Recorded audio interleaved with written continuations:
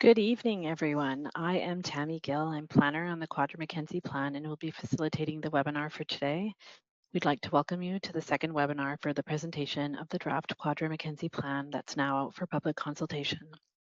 I would like to remind attendees that the webinar is recorded and will be posted within the next day or so on our saanich.ca/QMS webpage to ensure that folks can watch at a time that works for them if they're unable to attend these sessions.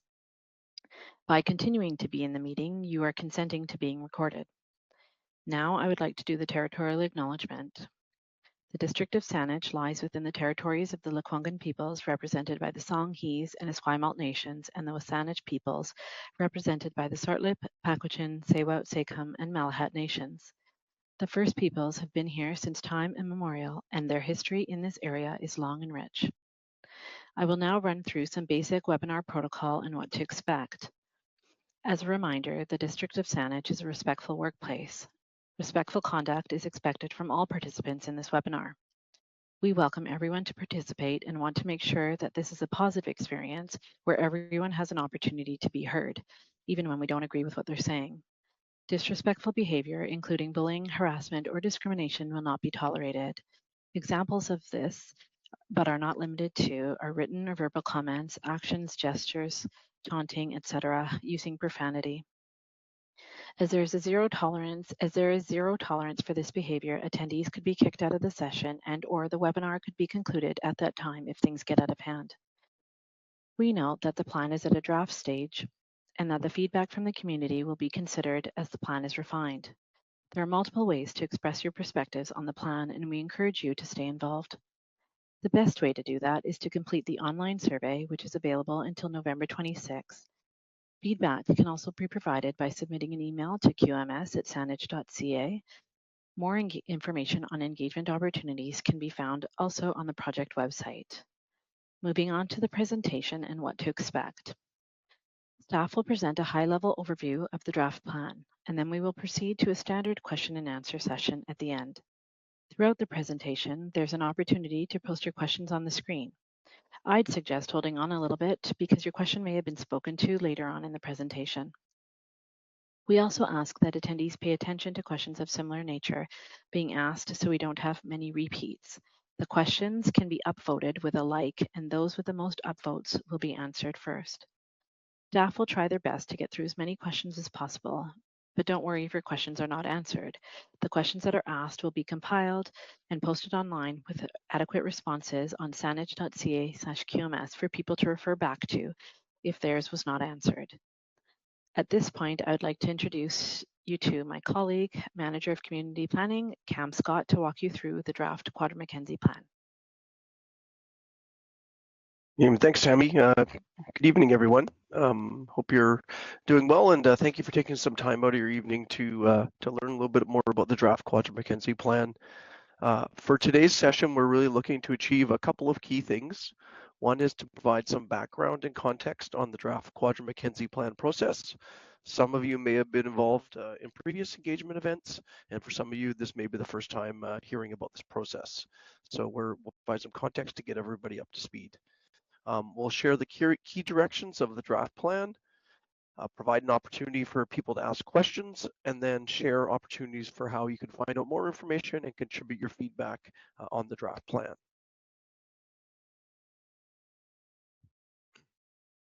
For tonight's meeting, we have a number of staff members present tonight.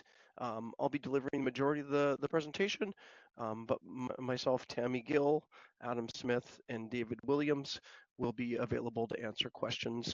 And we have staff from both planning and engineering to respond to some of the questions that may come up in the presentation. Firstly, discussing the project context and what the study and the plan is all about. Essentially, we're looking to develop a plan to guide growth and change in this area over the next 20 years. The plan is primarily focused on land use and transportation, building off a lot of the bigger strategies that Saanich has developed around housing, active transportation, biodiversity, urban forest, and things like that. Critically, the Quadra Mackenzie area is a large part of where Saanich's official community plan sees growth happening. So within our primary growth areas, it is about 40% of Saanach's total primary growth areas, which we refer to as our centers, corridors, and villages. So it's a critical area where we're looking to locate much of our future housing and employment growth.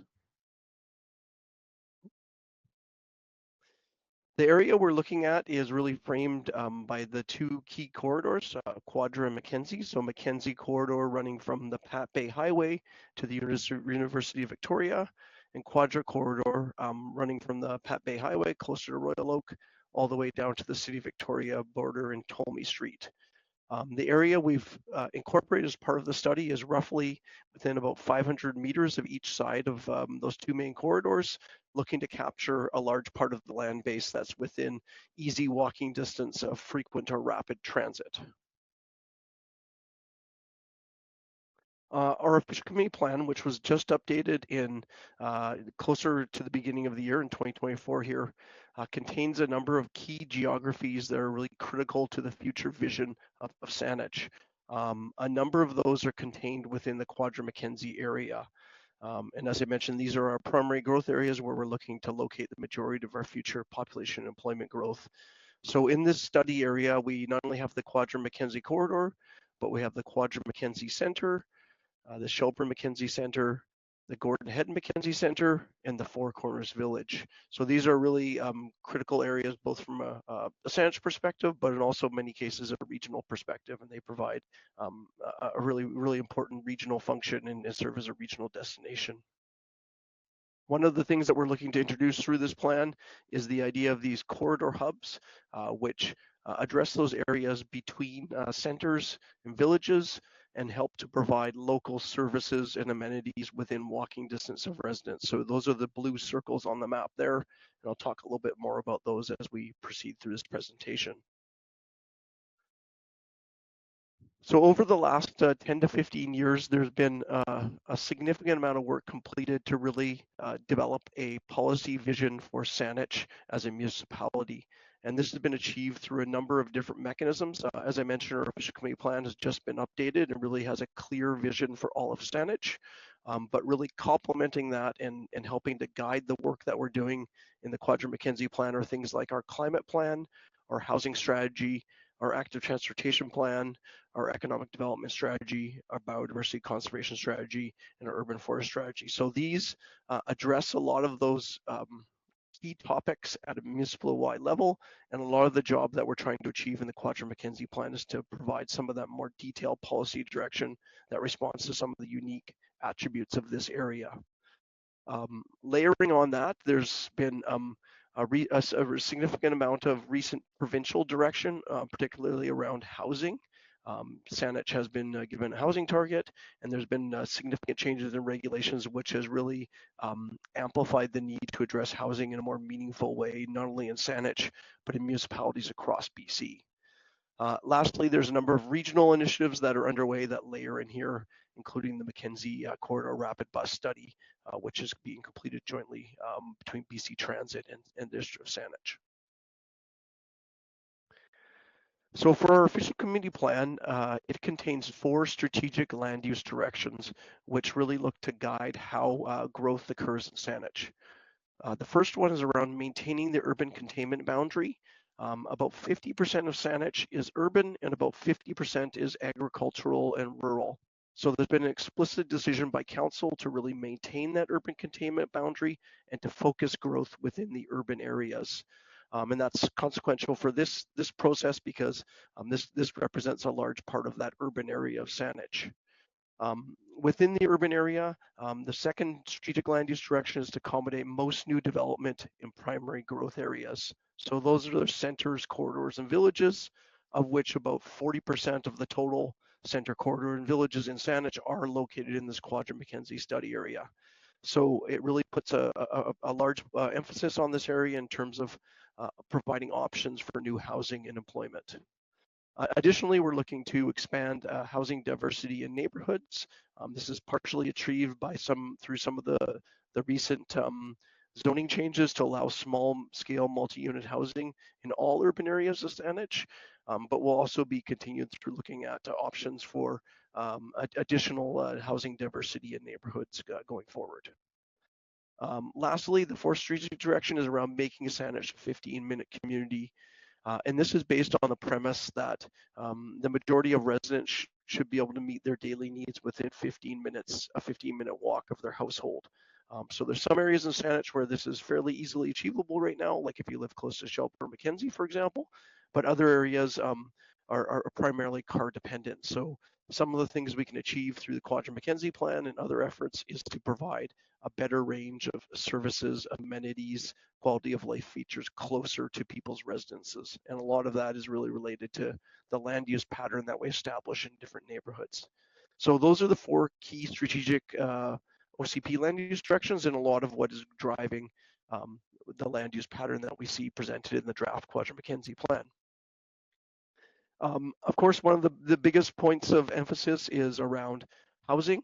We have a housing strategy in Saanich that looks at 7 key focus areas, and the Quadrant Mackenzie plan is really tasked with delivering a lot of these areas around housing supply, housing diversity, rental housing, and affordable housing. So the land use framework reflects the desire to really advance these different areas.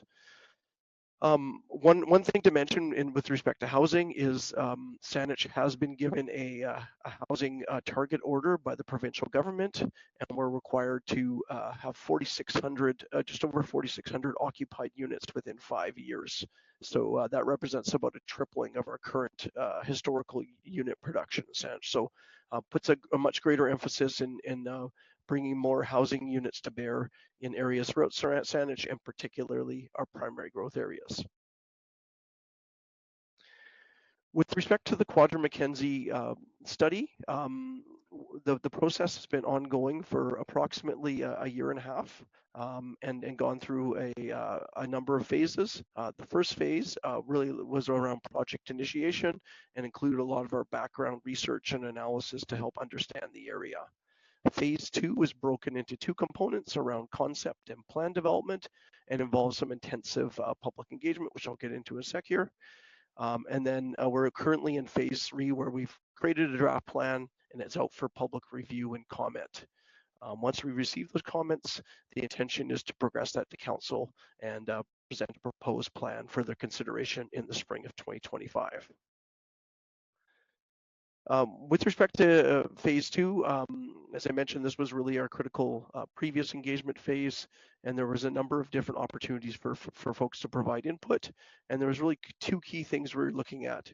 One is getting engagement on issues and opportunities, what's working in the area right now, and what needs to change, or where there's opportunities for improvements. And then the second component was around getting feedback on some concepts. So not fully fleshed out ideas, but initial concepts, and putting those out there and seeing what kind of responses we got. There were a range of different tools used, both in person and online, workshops, pop-up events, webinars, surveys, targeted stakeholder meetings, those sorts of things. And they spanned phase process that was initiated approximately about a year and a half ago. So we've gone through a number of different phases, from project initiation, where there was a lot of background research and analysis, to phase 2, where we looked at concept and plan development in phase 2A, 2B. We're currently at the point where we have a draft plan out for public input, and then subsequent to that, there'll be a finalization process where we'll be taking the plan to council and having them consider it for adoption. The directions you see in the draft plan that I'll be sharing shortly here are really founded on some fairly extensive engagement that occurred earlier on in the process. And really the 2 key priorities of earlier engagement will really to get a sense of key issues and opportunities in the study area, and then to get some initial feedback on land use and transportation concepts. And this occurred through a range of in-person and online tools. So everything from workshops to online mapping and webinars, to open houses and other events like that. And then targeted meetings with different groups that had different perspectives to share in terms of their expertise in the area. And briefly touching on just 2 of those kind of key engagement activities. There was a story mapping portal that was opened, where people were able to input information on what they currently love about the area and what they'd like to see changed.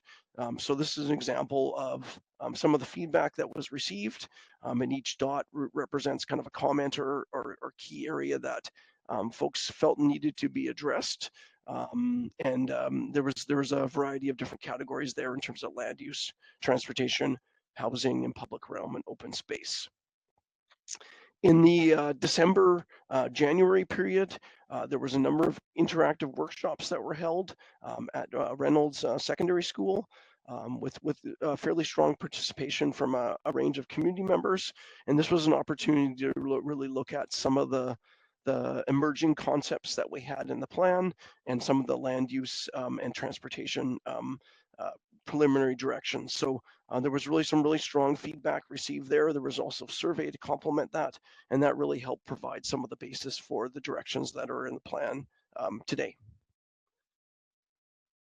So now I'm going to transition to a bit of a summary of the draft plan itself and what's contained. As I mentioned, this is a fairly extensive document, and this summary will really provide a bit of an orientation and a high-level overview of some of the key concepts.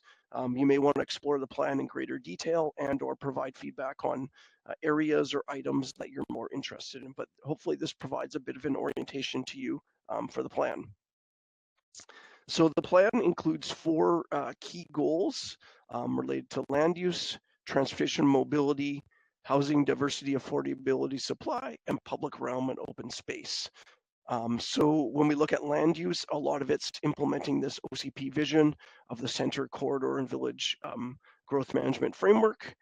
From a transportation perspective, the Mackenzie Avenue and Quadra Street corridors are really the key focus, but also looking to broadly enhance connectivity and active transportation options in the area. From a housing perspective, as I mentioned before, we have our direction from the housing strategy, which really frames a lot of the work that's in here. And then lastly, around public realm and open space, looking at ways that we can support growth in a way that maintains and enhances community livability. The plan includes 9 key directions, and these are intended to provide a sense of what some of the big moves or key points of emphasis are in the plan. So I'll briefly go over them.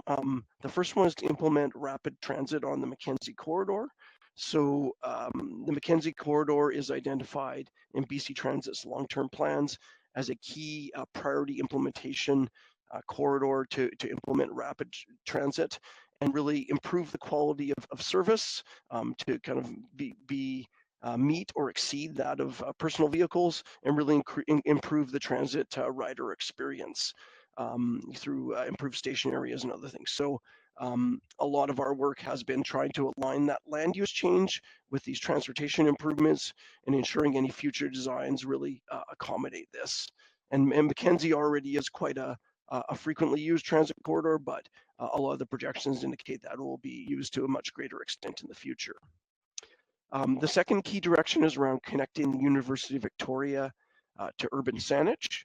So University of Victoria is this great asset that we have in Saanich, and one of the things the plan looks to do is really connect it to Saanich. So right now, if you think of that intersection at Gordon Head and Mackenzie, there's an opportunity for some public realm, land use, transportation changes to really stitch those two areas together.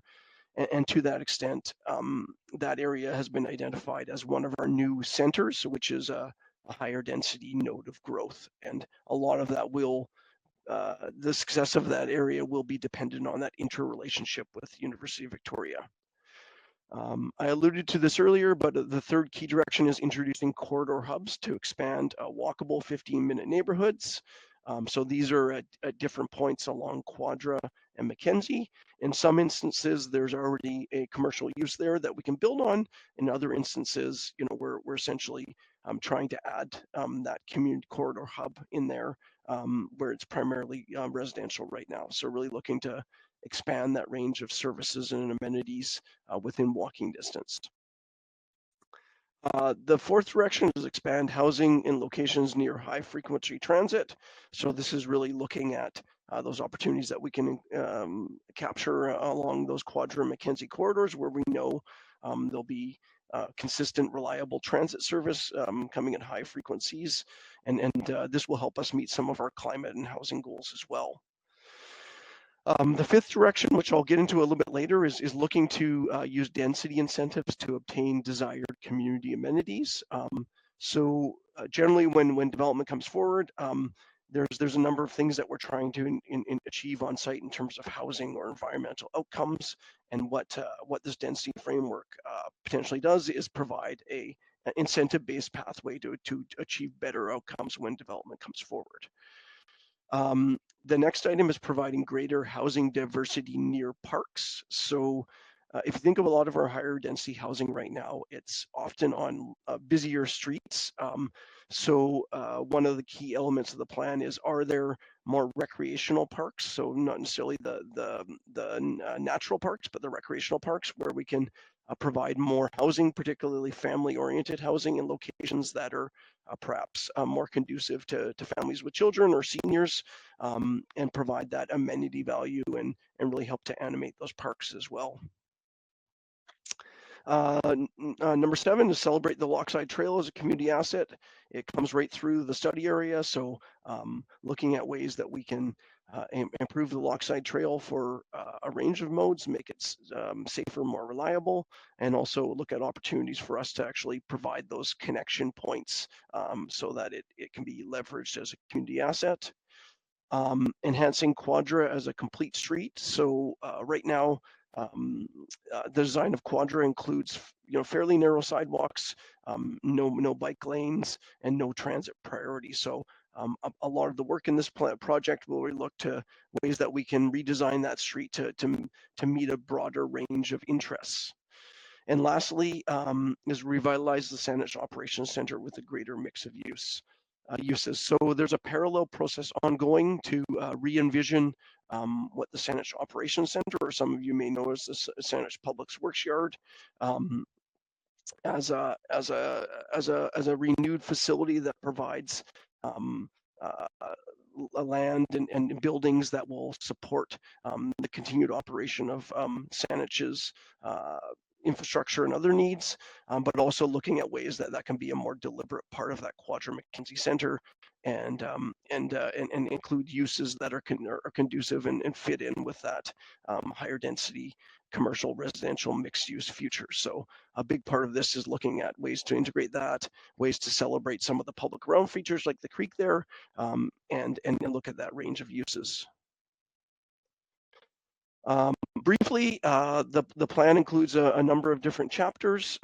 So some of the framing elements around the introduction and key plan goals. The 3 core content areas that are addressed are land use, transportation, and parks, trails, open spaces, and community facilities. And then there's chapters on the Mackenzie corridor and the Quadra corridor, and specifically some directions around the sub areas around those corridors.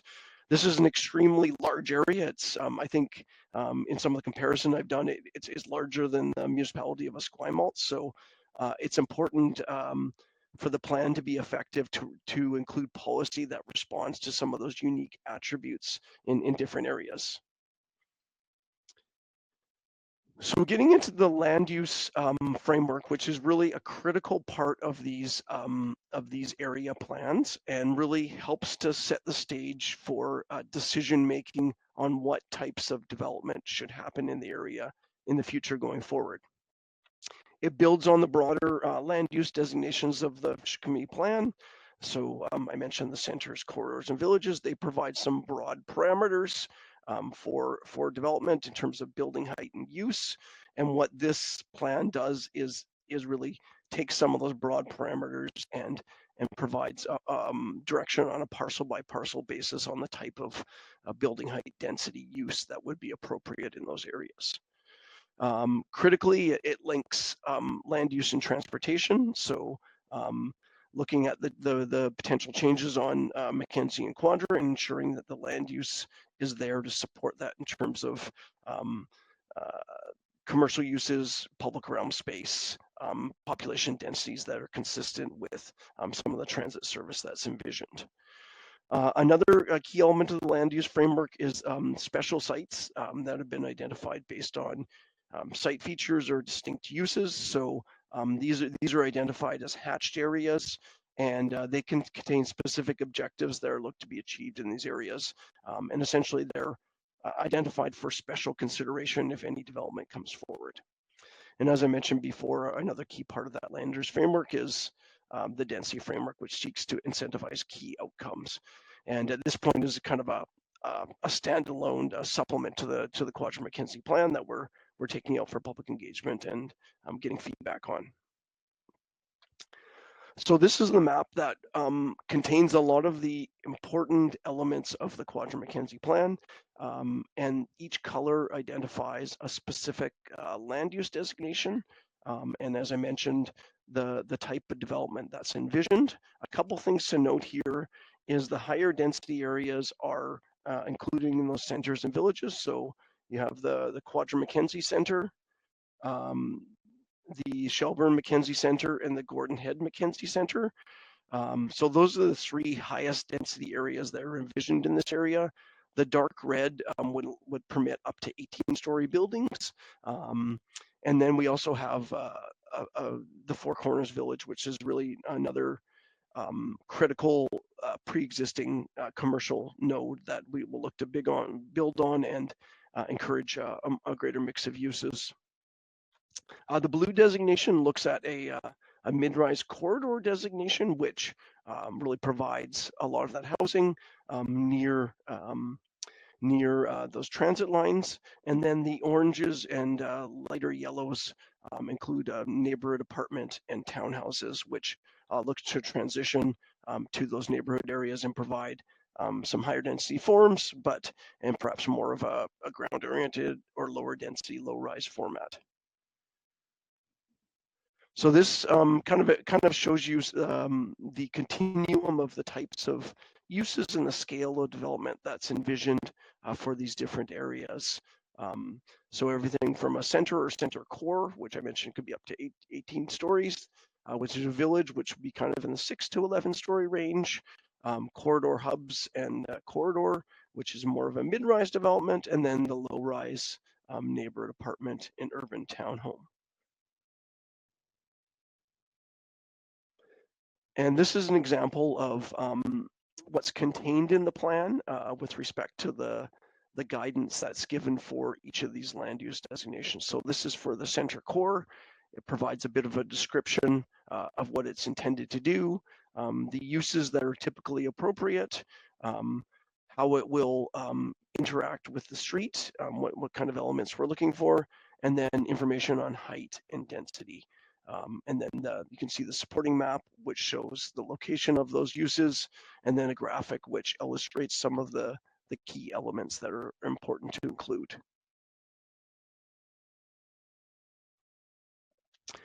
One important thing to note about the land use designations here is these really are policy for future decision making.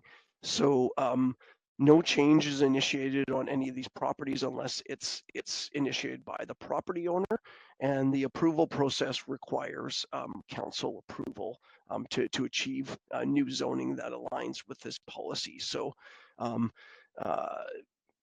even though this sets the vision for 20 years, a lot of this change will be much more incremental than it feels when you're looking at this map, and really initiated by that property owner to bring that forward to council for a decision. As I mentioned, the plan includes a number of different unique sub-areas. There's 8 in total here, and I'll briefly just go over them. And I think one of the most important things is for the policy to be effective, we need to respond to some of the local conditions. So each one of these sub-areas has a special section that addresses policy for these areas. And that's critically important to look forward. So I'll just briefly go over the 8 sub areas. So these are the ones along the Mackenzie corridor. So firstly, starting with Mackenzie West, this is the area that joins the Pat Bay Highway and is sandwiched between Swan Lake and Christmas Hill. So this is an area that we've looked at a much tighter range of land use designations. I'm trying to provide a bit of extra buffer space around those key environmental elements. Next, moving to the Quadra-Mackenzie Center. This is really the nexus of the Mackenzie and Quadra corridors, and really probably one of the top 3 to 4 locations in Saanich in terms of regional draw and critical importance to our housing and employment visions. This is also the area where the Saanich Operations Center lies and where the Lochside Trail cuts through. So a lot of potential in this area to re-envision it, and some larger sites that will likely undergo redevelopment in the next 10 to 15 years. And the plan really provides an opportunity to articulate a vision of how we want those sites to redevelop. Brayfoot is the next sub area, and this lies adjacent to the Blenkinsop Valley. So there's that interface to think about in terms of agricultural land and the urban containment boundary, but also some great attributes to build on, such as Brayfoot Park and things like that. Interestingly, Blenkinsop and Cedar Hill Crossroad are identified as frequent transit routes in the longer term. So there's an opportunity to kind of build around those and leverage kind of not only the Mackenzie Rapid Bus, but also those 2 routes. Next is the Shelburne Mackenzie Center, and there's a fairly significant amount of redevelopment, either ongoing or planned to redevelop. So if you think of University Heights, the new Nellie McClung Library, so a lot of that has already taken place and likely will continue to happen as this area that includes those confluence of the 2 major transit routes as well.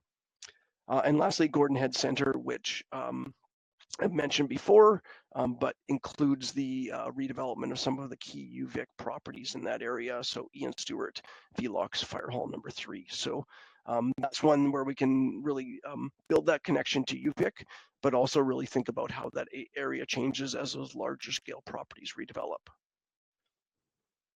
For the sub areas in Quadra, there's Quadra North, which connects up to the Patboy Highway and Royal Oak. For this area, it's largely single family right now, so we're looking to provide a greater diversity of housing options.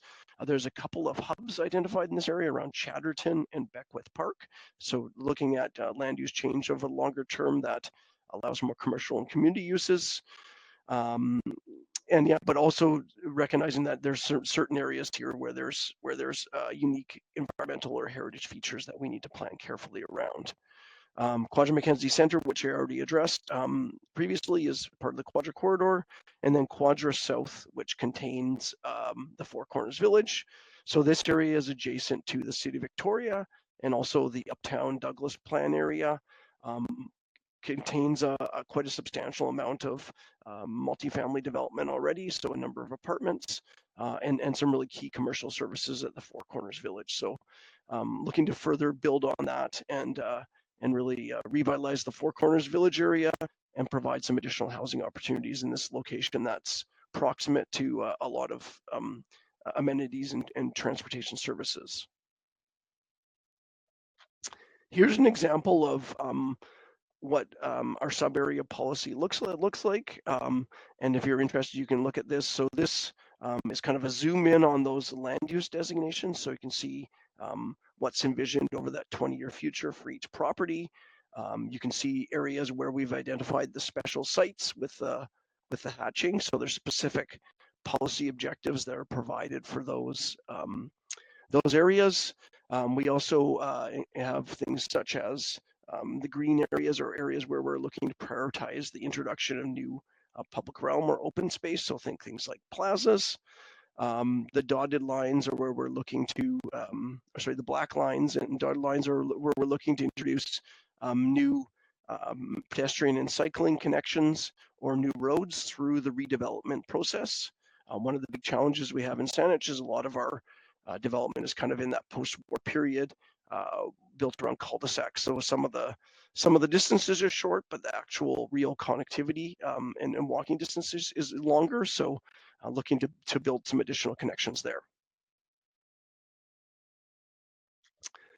So I'll briefly touch on the density framework, and this is something that uh, as each project comes forward, one of the things that staff and council grapples with is what are the appropriate things to prioritize in the redevelopment of a project? Because oftentimes there's a plethora of competing interests, and in many areas we're really looking to achieve additional housing. But are there things that we can introduce to help incentivize some outcomes that we know are important in new developments? So this density framework provides a flexible approach that can respond to different site characteristics or project goals, and really focuses on a number of key areas around housing, environment, public realm, use, private amenity space, and heritage. Um, this is a bit of a newer approach for Saanich, so it's separate from the plan right now and a pilot initiative. So we're really looking to get feedback on this and whether this is something that works, and certainly we'll be engaging with housing providers and others to get a sense of how well this might work. And briefly, one of the key elements is looking at the density on a specific site and what level would be supportable. So frequently with our plans and policies, we really focus on building height, but oftentimes you can have a taller building that has a high density or a lower density, depending on how much site it covers. So the metric we use to evaluate density is called floor space ratio, or FSR. And there's an illustration here that shows how that materialized. So essentially the floor space ratio is the ratio of development to the site area. So in the example you see here, one FSR is basically where you have a one-story development covering the entire site. You could have the same density where you have a two-story development covering half the site, or a four-story development covering a quarter of the site. So density is one way that we can evaluate projects, and by providing greater increments of density for specific outcomes, it's one way that we can incentivize certain site outcomes that we see as favorable. And you're able to read more about this in the density framework. So essentially, how this works is each site would have a base density, and then they'd be able to achieve additional density based on the achievement of different outcomes, which would equal a total supportable density for the site. So essentially, it's a bit of a menu approach where they'd be looking at, the base density on my site might be X, and if I retain high value trees, include a daycare and underground hydro, I can get to a higher density. So that's something that's there, and I realize this is probably a little bit of a complex piece here, but I encourage you to read that piece. And just showing also by way of example here, for the center core designation, it shows what the base density would be, and then what a developer could potentially get up to as a maximum, depending on their site, and acknowledging that some of the major roads can take more development density than something that's smaller or within off of a major road. So these are the items that are identified as incentive areas, and the things that are generally seen to be positive outcomes when developments come forward, and the kind of things that are part of that typical negotiation process with council and the approvals process. So from a housing perspective, really looking at below market housing units, units that are affordable or not priced at the market rates. Family sized housing units, so 3+ bedroom units, which are more challenging to achieve in certain types of developments. So acknowledging the challenge there and trying to incentivize that. Retention of high value trees, and certainly in this area, there's a number of high value trees that Gary oaks and others that are critical for retention. Canopy cover targets, so relating to our urban forest strategy. Heritage retention designation, commercial or community uses, publicly accessible open space, pedestrian cycling connections, undergrounding utilities, and private amending space. So there's a range of things that could potentially achieve greater density. And one of the things we're seeking feedback on the survey is which of these items do you feel are worthy of that additional density or should be prioritized. So if you have a chance, please share that input. Moving on to the transportation elements of the plan, and firstly providing a little bit of framing, and then getting into some of the key directions, which I know a number of you are quite interested in. So Saanich has, through our Fish Community Plan, other documents, really made a deliberate choice to prioritize certain modes of transportation. And a lot of the work that we have in the Quadram Mackenzie Plan and other documents looks to implement that direction. So you can see our mobility pyramid here, which puts walking at the top, cycling and micromobility second, public transit, goods movement, car share, and personal vehicles. So we really have that clear policy direction that we're trying to implement through this. Additionally, in our active transportation plan, we have policy support for changes that help to increase facilities for those different modes, and eventually move towards some pretty aggressive mode split targets. So if you see here, by 2050, we're looking to have 50% of all trips taken by means other than personal vehicles, so cycling, walking, and transit. So right now, in 2017, we're at about 23%. So there's some movement to be made, but we are trending in that direction over time.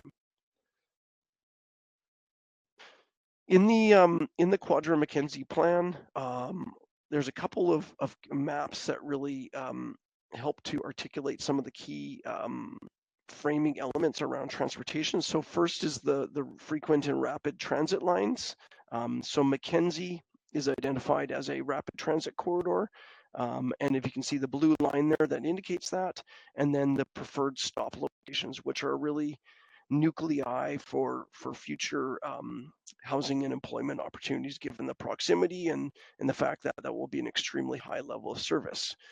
We also have frequent transit corridors, which is Quadra, Cedar Hill, and Blenkinsop, and Tattersall, which are also critical corridors to build around, and Quadra Street being the primary one there. So similar to Mackenzie, those areas that are identified for transit stops are really key nuclei to build around. The plan also looks to introduce new network connectivity through two mechanisms.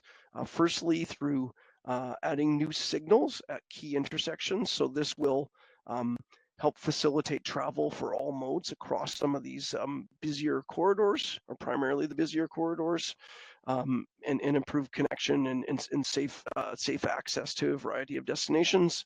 And then, as I mentioned, the red lines, which are those new pedestrian and cycling connections, which will help shorten the distances between destinations and improve overall connectivity.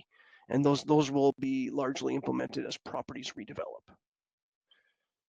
So briefly touching on the two main corridors that are addressed in the plan. So the Mackenzie corridor, as I mentioned, a rapid transit corridor, connects UVic and provincial highways, and really is the primary east-west corridor in Saanich. So right now, a really critical vehicle cycling transit corridor. One of the things that we got when we're applying for this is what are some of the trends and what's been happening recently, and what's likely to happen in the future. So if you look at the shifts in modes that is happening, the rate of vehicle trips has actually been going down slightly over time, and we anticipate that will carry on. And if you're out there every day, it may not feel that way, but that's what the data says. And then transit and cycling and walking has been incrementally increasing, and through additional improvements, we anticipate that those modes will become even stronger over time, and that vehicle rates will dip slightly. So briefly, the future for Mackenzie Avenue really looks at a focus on a range of different modes. So a lot of the improvements behind the curbs are dependent on properties redeveloping and dedicating additional space. So As that space is dedicated, we're able to have wider sidewalks, greater space for tree planting, and fully separated bike lanes. So that's the plan largely as properties redevelop, and you'll probably see that with some properties that have redeveloped already in terms of the difference in the quality of those facilities. Within the road right of way, the curb to curb space will largely stay the same, and space will be converted to transit as ridership and demand increases. So as you can see in this cross section, which is maybe typical for intersections, there would be a travel lane in each direction and a central turn lane, as well as bus lanes on the outside. So largely the same, but over time, those vehicle lanes will be turned over to bus lanes. And one of the really unique features about that is there's a lot of flexibility in terms of how that's implemented. So it's not something where it has to be an all or nothing right away. There's a variety of approaches that can be taken in terms of looking at transit lanes at certain times of day, in certain segments of the corridor, or looking at certain priorities around intersections. So it's something that can be experimented with, and there's a range of different implementation choices that we have as we move along. But really critically looking to really cement this as a rapid transit corridor where travel times are advantageous for transit vehicles. So relatively the same if you look like a mid-block circumstance. The only difference would be not everywhere would have a travel lane, or sorry, a turn lane. So, but fairly similar. Longer term, as properties redevelop, looking to have that double row of trees that allows us to meet some of our canopy cover targets that are identified in our urban forest strategy. And this is just an example of what that might look like. What that might look like at an intersection. So this is Borden and Mackenzie, and as you can see, it's relatively similar to now, but there's transit lanes on either side, also functioning as right turn lanes. So there'll be ability as work progresses to look at these more detailed designs.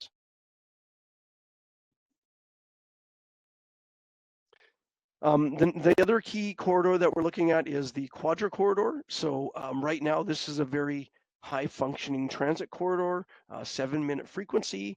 And important to note that the stops along the corridor are all used fairly heavily. So there's, in contrast to some other routes where, there's really key destinations, there's really fairly high usage all the way along this corridor. It provides that connection with the city of Victoria. But also has long stretches where there's limited services and amenities. So the potential to really build around some of those future transit stops. Some of the key destinations on the corridor are the Four Corners Village and the Quadra Mackenzie Center. So this is the vision for the Quadra corridor longer term, and a lot of what I said for Mackenzie really does apply here as well in terms of the introduction of different transit priority measures. They can really be scaled up at a fairly incremental rate, and kind of really look at targeted areas or times initially, but longer term looking to have some transit priority in centers and villages, particularly where those are the areas where there's the greatest challenge around travel time. So if we can provide transit queue jumpers or other things that can really speed up the time. And similarly, as with Mackenzie, a lot of the improvements behind the curb will happen as part of as property is dedicated through the redevelopment process. This provides the vision mid-block, which looks at one lane each way with a cycling lane on street with a smaller buffer area, and of course allowing for turning movements to access different properties. The last component I'll talk about the plan and briefly before we turn it over to questions is around the parks, open spaces, and community facilities. So we have the benefit of some hot off the presses documents, the urban forest strategy and the biodiversity conservation strategy, which are really critical guiding documents. So they've addressed a lot of the policy for Saanich at a district-wide level. So they will really inform any decisions that are made in this area. Having said that, a big part of what we're trying to do is also further implement some of those directions. Um, and one of the big directions that we're trying to implement is the 330-300 principle, which says that all residents in Saanich should be able to see 3 trees from their house, live in an area with 30% canopy cover, and be within 300-meter walk of a park. So that's guided a lot of our analysis and policy directions in the plan, and included uh, the reflection in the density framework around high value trees and canopy cover as key outcomes that we want to achieve. The plan also identifies locations for new public spaces, really focuses on Lochside Trail, and then from a community facility perspective, looking to really gain some better value out of some of our institutional sites, which are perhaps underused. So looking to expand the role of those sites. This is a map from the biodiversity conservation strategy. And one of the really important pieces of information that it provides is the location of habitat sites.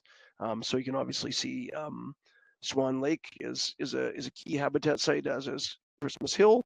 But there's other smaller patches here which are identified along the Quadra corridor in particular, and up here near Mackenzie, that we've really factored into our land use designations, and also in some instances identified as special sites that require further careful consideration with any development. So a lot of the questions are kind of what happens next with the plan, and what does it mean for it to be adopted. So once the plan is adopted, it really will be the policy that guides future decision making. It will be aligned with our official community plan. So the Quadra Mackenzie plan will be fully consistent with that, and really be used that frame for decision making around not only development but future capital projects. Important to note that a lot of the land use change in particular will only occur when initiated by property owners. So a lot of the elements of the plan are really dependent on that private investment to see those changes happen. Having said that, there's additional capital projects such as the revitalization of the Saanich Operations Center, or improvements to some of the key corridors that would be funded through Saanich, and or with partnerships of senior level governments or grant funding. After the plan is adopted, there's additional implementation measures that were required to amend our regulations to try to align with it, or to complete some of the detailed design around the higher level changes that are anticipated for the area. So this is one opportunity to kind of learn more about the project, but we also have a couple of open houses upcoming, one on Saturday and one on Tuesday, and then we have a survey that will be available until November 25th, so for about another month. We'll also have some pop-up events, so if you want to come talk to a staff member, please stay tuned to that website, and there'll be different events up for a couple hours at a time, and hopefully in your neighborhood or local area where you'll be able to pop in and maybe answer some of your questions. Certainly you can always send in emails, qms@saanich.ca as well, if you have any questions. So in terms of where the process goes from here, so this right now we're really fully focused on receiving feedback on the draft plan, the survey being the primary mechanism, and open till November 25th. After that, we'll be taking all of that public feedback, assessing what refinements and changes need to be made to the plan. That will ultimately lead to a kind of final draft proposed plan, which will be presented to council for consideration, and we're targeting spring of 2025 for that. And then once council considers that, there's kind of a formal adoption process, which will include a public hearing. So with that, happy to turn it over to questions. So I'm just going to pop in here now. Thank you for your presentation, Cam. As Cam mentioned, we'll now be moving on to the question and answering period. A reminder on the process is that attendees can post the question using the text box in the submission button on the right of the page. Please upvote the questions with the highest priority for you. Cam will share the PowerPoint slides in reference to the question as he and our colleague Megan from engineering will work towards responding to your questions in an orderly fashion. We also ask folks to have some patience with us as we get to responding. As we know, there's going to be quite a few questions that will be popping up. And so we're going to give you a few minutes right now to post your questions into the chat, and then I will flag the starting of the questions. Thank you.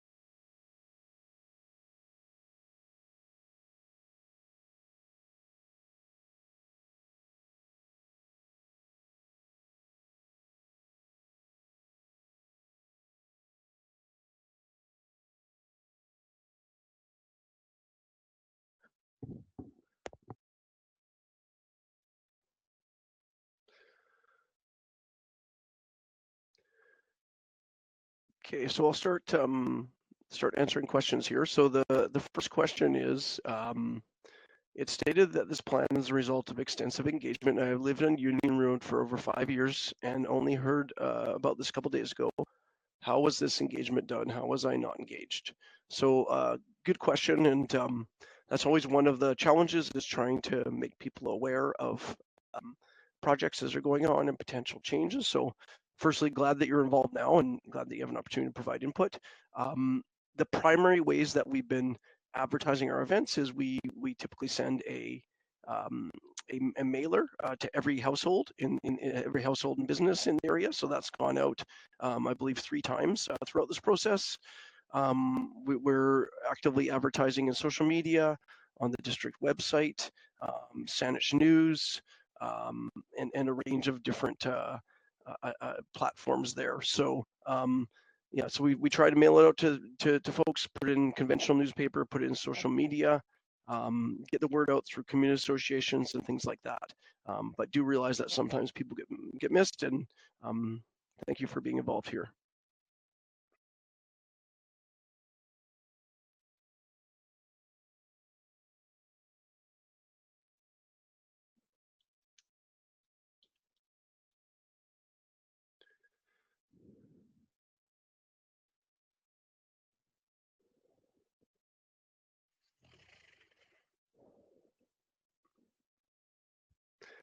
Okay, next question is regarding Beckwith Hub and the houses there. I heard something like no changes will be made unless initiated by the property owner, approved by council.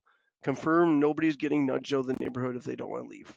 That's correct, yeah. So unless unless someone willingly puts their property forward for redevelopment, no change would happen. So that would need to go through a formal rezoning and development process. So unless that's done, nothing would change. You're not, no land will be expropriated, or people will not be pushed out of their houses. The next question is, how will families facing expropriation be compensated for the loss of their homes? I think that's fairly similar. I'll read out the full question and then maybe add anything that was missing from the previous one. How will families facing expropriation be compensated for the loss of their homes and disruptions to their lives? What measures will be taken to support them during this difficult transition? help them rebuild their sense of community. So yeah, really want to emphasize that the land use map that's shown in the designations there are longer term and meant to guide decision making. No one will be forced out of their home unless they voluntarily want to redevelop their property and come forward with an application to that extent.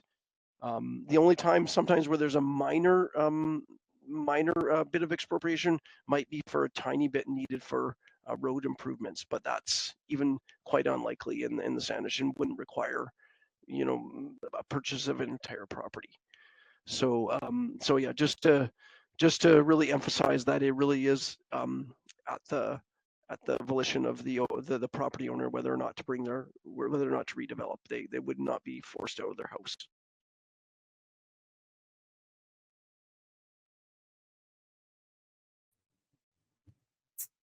Okay, so this is Megan, and I have a question here.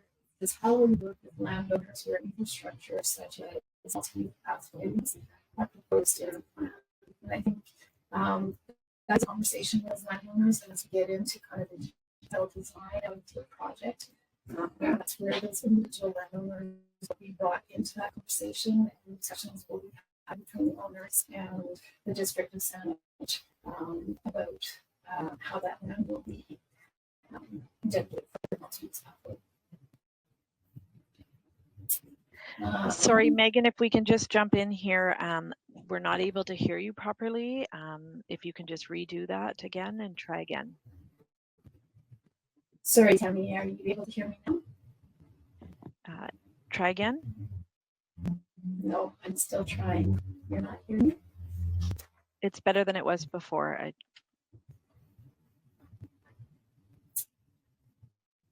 Yeah, I'm sorry, I don't know. No, you're good. You're good. I think it's better. Is it better now? Yes. Okay.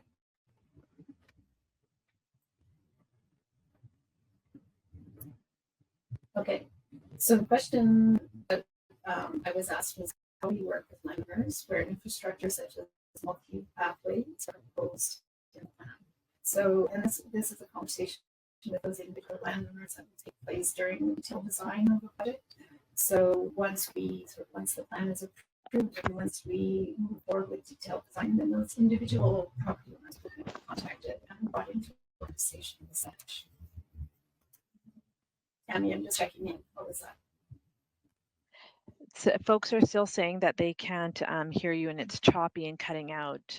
Cam, maybe you can reiterate if you were able to hear. Sure. Yeah. In terms of how will you work with landowners when infrastructure such as multi-use paths are proposed in the plan? So the primary way those multi-use paths would be implemented would be through a redevelopment process. So as a larger property redevelops, we usually ask for dedication or right of way that allows us to introduce those. And as Megan referenced, if there's any impacts to property owners, that's part of the consultation, is to consult with them, notify, and if there's any decisions that need to be made, they would be part of that. But typically it would happen as part of a redevelopment process.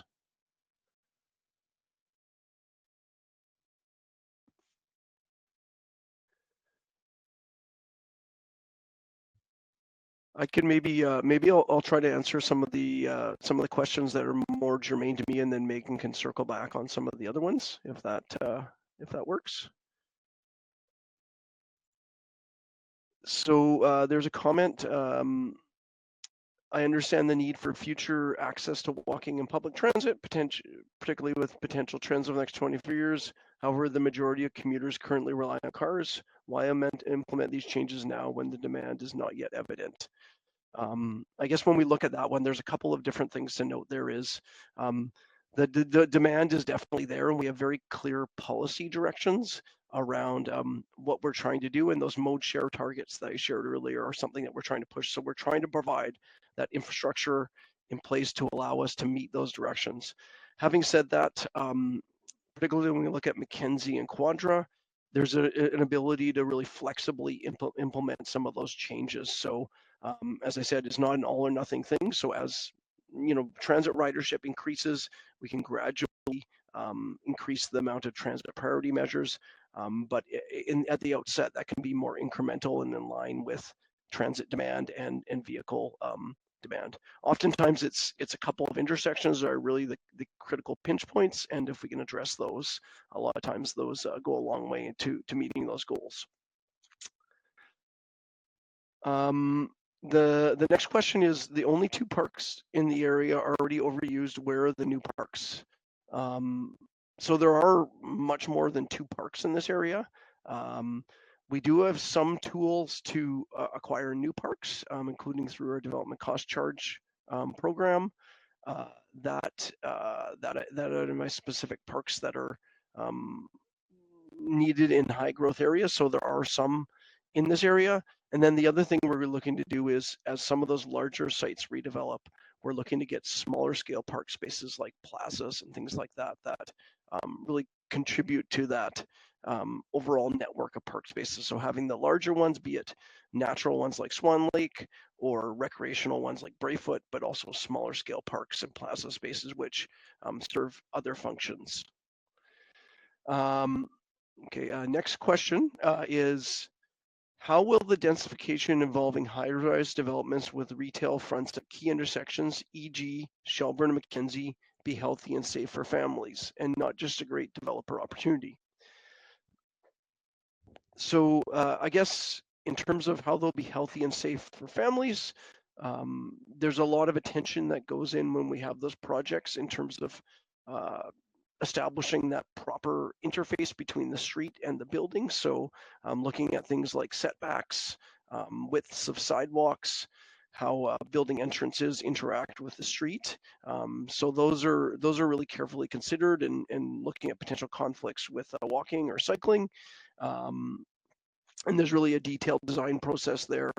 And then I think it's also a matter of the design of those ones, including things like private amenity space, so to allow families and others to live there, and having the right selection of bedroom units as well. Megan, are you good to go now? Sorry, can you hear me now? How's that sound? Sounds great, yeah. If you could maybe loop back to question 5 there. Sure. So sorry about the technical difficulties. So question number 5 is, how and when was the data gathered to show the trend of vehicle per hour decrease and the walking and cycling increase on Mackenzie Avenue? So District of Saanich partnered with BC Transit to do a study on Mackenzie Avenue to look at, sort of gather that data that was necessary to tell us where the priority areas were going to be for transit, and what the existing use was like, and where the demand was going to be in the future. So I don't have the details on where and when that data was gathered, but I think it's a great question. I'd probably direct you to put it in an email, and then we can certainly gather that information to provide back to you. Question number 6, I understand the need for future access to walking and public transit, particularly with potential trends over the next 25 years. However, the majority of commuters currently rely on cars. Why implement these changes now when the demand has not yet evident? And I think it's a great question. I think what we're talking about here is a 20-year vision for Mackenzie Avenue and for Quadra Street. And certainly what this plan envisions is significant more population in this area. And as that density goes up, the demand for mobility, ability to move through this area is also going to go up. So we are going to see population increase and a higher demand for people to be able to move around. And we are looking for ways to try and transition that mobility to our active modes and to the use of transit as a way to kind of shift people out of personal vehicles and into more efficient modes that will allow people to get from where they live to their particular destination. But you've touched on an interesting point, because I think the changes that are proposed are going to happen incrementally and over time as we see the population grow, and as the land use changes start to take form, then the changes into the transportation network will also follow suit. Question number 6 I have here. I understand the need for future access to walking and public transit, particularly with potential, oh, I just did that one, sorry. Actually, just scrolling down here. Okay, so Mackenzie Avenue is very congested now. How can you take away a lane in each direction and not have gridlock? We have it on Cedar Hill Crossroad and Mackenzie and Shelburne where lanes are narrowed. So again, the plan is not to take away travel lanes immediately, but to dedicate some of the space in certain sections of Mackenzie Avenue to bus priority. And again, sort of trying to encourage and make it possible for more people to travel by transit, which is our more efficient and safe mode. And hopefully, if people are traveling by transit, then the congestion on Mackenzie Avenue will be reduced. And so that, but again, it's sort of an incremental change that will be coming to this corridor. So certainly not going to happen overnight and all at once. And the transit priority will be in certain segments of the corridor, not the entire length. And I think, Cam, you're next. Okay, so a couple months here. Can you please tell us more about the identified hubs, Beckwith Hub? What are the timelines and what does it look like for homeowners whose property shows as no longer existing in the plan? So I think those are two different questions. And the first one is the timeline for the hubs is really dependent on when property owners come forward with development proposals. So those will largely be formed as those properties redevelop. And certainly we have, clear policy here that would say, if this property redevelops, we want to see a commercial use or the scale of development. So it would be dependent on that. And there's a range of different factors that go into that in terms of, the viability of certain properties to redevelop, whether you're able to assemble a property large enough to facilitate a multi-family building. So that would happen at variable rates. And as those change happen, standards would also look at doing improvements to intersection areas and other things to supplement that. The second part of that question was, what does it look like for homeowners whose property shows no longer existing in the plan? So I think that's probably referring to the land use map and some white areas that are kind of outside the plan now. So those are areas that would be subject to Sanchez's other regulations. So many of you are familiar with the small scale multi-unit housing regulations, where basically on any single family lot, you can build up to 4 units. So that's likely the regulations that would apply there. It may also be impacted by another study like the Shelburne Valley Action Plan or something like that. But largely those areas, and depending on specifically where they are, would likely just be subject to our citywide regulations. Next question is, with the announced upcoming closures of the UVic ice rink and pool, has any consideration taken place for replacing these community facilities that will be lost? So yeah, it's a good question, and those are facilities that have been used quite a bit by the community. Certainly they've been held by UVic, so in kind of that private facility that's had that public access. So there's a couple different ways that that could potentially be addressed over the long term. Saanich is doing an exploratory study at Lambrick Park, looking at the feasibility analysis of an ice rink there. So that's one thing that we're exploring. It's also important to note that UVic is right now doing a master planning process for the Ian Stewart VLOX Fire Hall number 3 sites. So there could potentially be some opportunities there, and encourage you to get involved with those conversations with UVic. And then we also have larger facility demand studies, which look at our facilities and identify areas. But the Lambrick Park and the potential redevelopment of those major sites owned by UVic are kind of the big ones right now.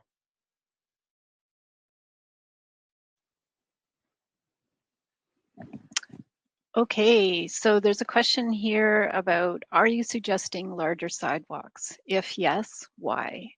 So we are suggesting wider sidewalks, and it will, depending where you are along the corridor, either Mackenzie or on Quadra, that will be a different width. And I think there are a number of reasons why larger sidewalks are desirable. They create more space for pedestrian use. So again, as we see density in these areas increase, we anticipate that more people will be using the sidewalks and traveling on those sidewalks, either to reach a destination or to access transit. So creating additional space for people to move and to move easily. And one of the things that if you are out on those corridors today, you'll notice that it can be difficult for two people to pass each other on those sidewalks and feel safe because the sidewalks are immediately adjacent to the travel lanes.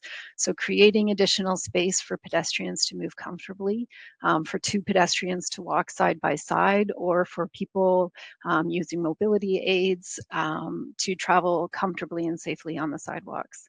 I think the other thing to understand is that sidewalk space also creates other opportunities for things like amenities. So we have the ability to put benches, bike racks, create additional space for people who are queuing and waiting for buses.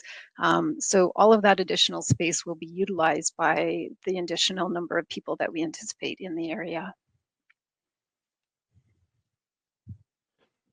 So the next question here, is there a limit to the corridor building heights? I don't want to see a tunnel of high rises down Quadra Mackenzie destroying the vistas over valley between the peaks of Christmas Hill, Mount Doug, and Mount Tomey. So typically for the corridors, the maximum building height would be 6 stories.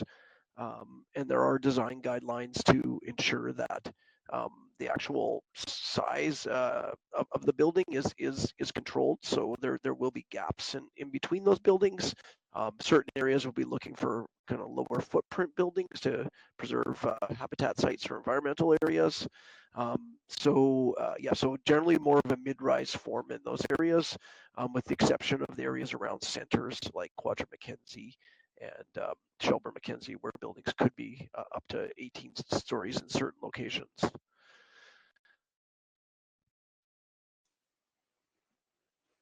Okay, so there's a question here. Are there plans in place between municipalities to improve public transit? It seems difficult to accept the removal of 50% personal vehicle activity in Saanich when travel between Victoria as a whole is not set up in a way to lose personal vehicles. So I would just say, with respect to transit, it's a regional initiative. So as we're having conversations with BC Transit about increasing service in our municipality, those conversations are also happening in Victoria and in Esquimalt, in other parts of the region. And so it is, I would say, certainly being approached on a regional scale in terms of how we more efficiently move people in our municipality and between our municipalities.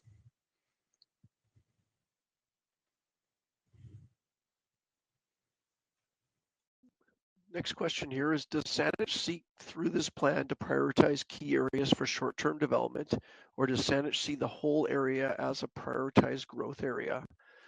It's a good question. I would say generally when you look at the land use designations, the properties that are identified for more intense growth are generally areas of greater priority. A lot of times those land use changes allow us to improve public realm areas and really address kind of areas where there's transit and services in close distance. So those are the areas that are generally prioritized, but overall it looks to set that long-term framework for the whole area, and any applicant could come in for any property at any time.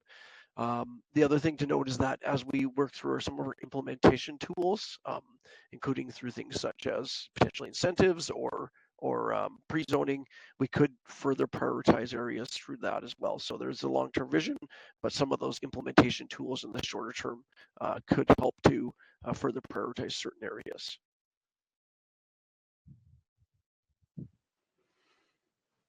Okay, so next question is, my kids already don't have sidewalks for walking to school. With increased density, will more sidewalks be built? So I would say I would sort of direct you to look at the our active transportation plan, and we have a long-term sidewalk network plan, which shows sort of the extent of the sidewalk network that is planned for Saanich. And a number of our streets, I don't know exactly which street or which area we're talking about, but a number of our streets do have sidewalks planned. But I will sort of say that there are other and I think providing that sidewalk space for kids traveling to and from school is very important to us. But there are other ways that we're also improving safety and making it safe for kids who are walking and cycling to school. So again, I would direct you sort of to the active transportation plan to look at what the network plans are in terms of sidewalks and improving our sidewalk coverage across the district.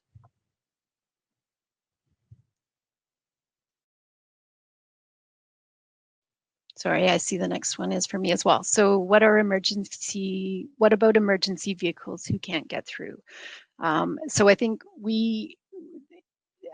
in terms of the corridors, Mackenzie Avenue and Quadra, there will be space for emergency vehicles to move along these corridors. I mean, they're currently moving along these corridors at peak times of the day and at busy times of the day when there's a lot of vehicle traffic already, and they are making their way through. They are sort of getting to where they need to go quickly and efficiently. And so the proposed cross sections for those roads still envision the ability for emergency vehicles to move quickly and efficiently through that space, and arguably in some cases where we have a bus lane identified, that will become space that could be used by emergency vehicles to bypass other vehicles if they're approaching an area where there's particular congestion.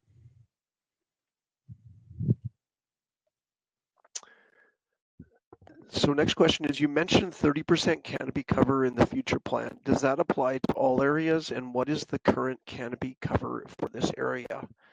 So the 30% is related to that 330-300 principle. Our urban forest strategy has a much more in-depth breakdown of what areas should be achieving what canopy cover targets. And the goal for Saanich as a whole is 44% canopy cover by 2064. One important thing to recognize about that is those areas outside their urban containment boundary are going to contribute much greater amount to that canopy cover than areas inside, particularly.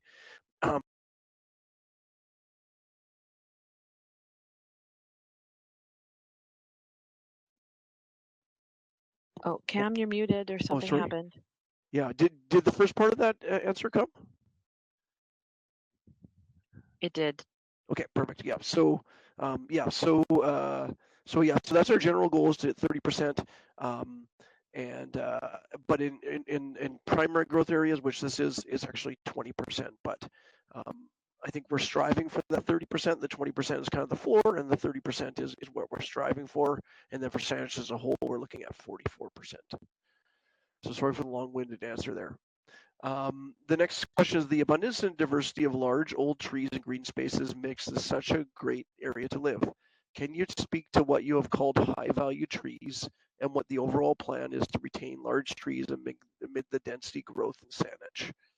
It's a great question, and something that we've been thinking about a fair bit. So the high value trees is a definition that was recently developed to really identify those trees which are of a certain size, species, and health that are really provide significant ecological benefits and are something that are prioritized for retention. And that's the first priority of our urban forest strategy, is to retain existing trees. So we've recently identified that. We're still doing more work to really define that in a much more detailed way. And there's a couple of different ways that we're looking to retain those trees. First is to really provide clear definitions, so we can say when an applicant comes in, you have 6 high value trees on your sites. These are ones that we'd like to try to preserve if possible. So there's a couple different ways.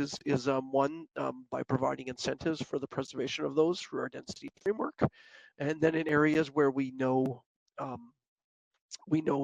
there's a collection of those high value trees. we've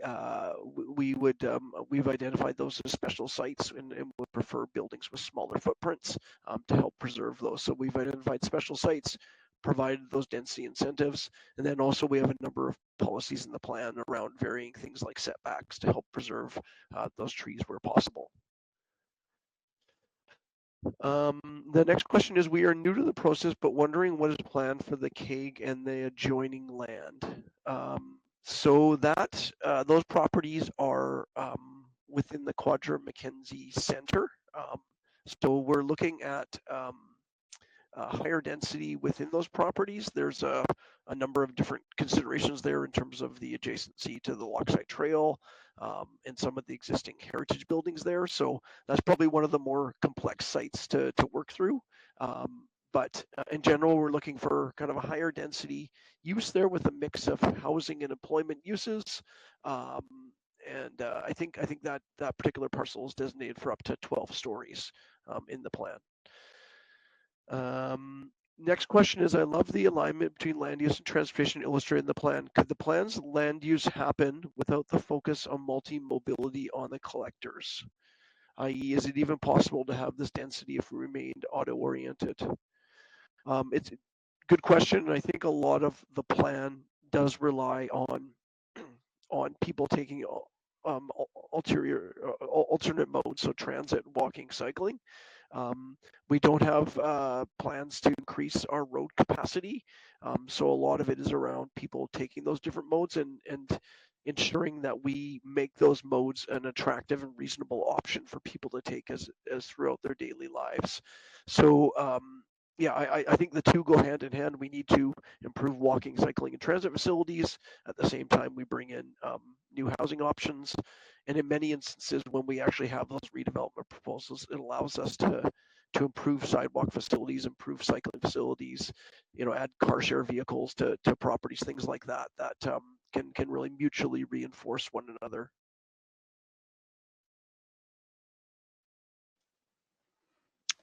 Okay, and I think this might be our last question here. So the Four Corners Village is already very congested, especially along Cook Street.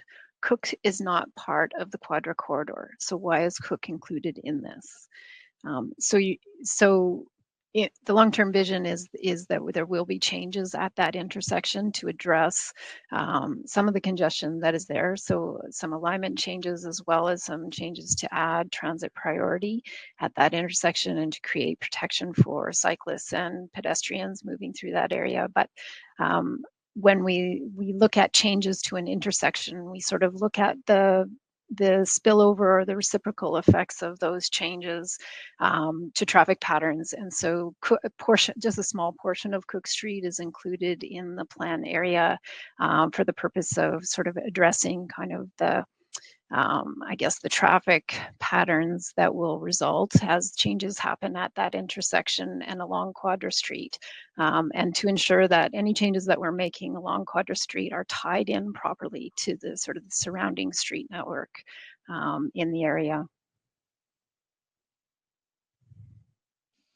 Okay, folks, it's now just over 1:30, and that concludes the allotted time we had for the webinar.